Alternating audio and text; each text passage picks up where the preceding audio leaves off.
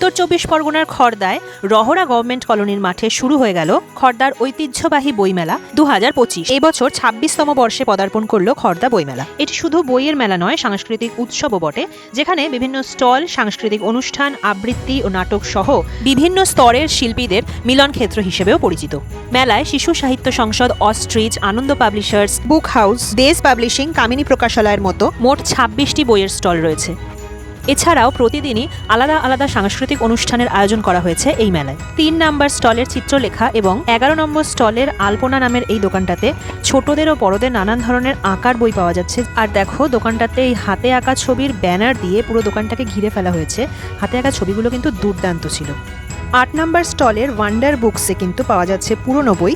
যারা পুরনো বই খুঁজতে মেলায় যাবে তারা কিন্তু এই দোকানটায় ভিজিট করো।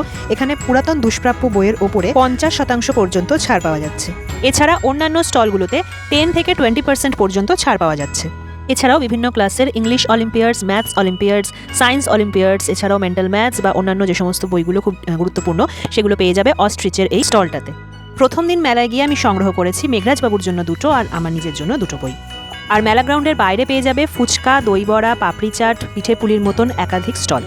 মেলা চলবে মাত্র 5 দিন, 21 থেকে 25শে ডিসেম্বর পর্যন্ত। সো উত্তর চব্বিশ পরগনার বই প্রেমীরা আজই ভিজিট করো খড়দহ বইমেলা।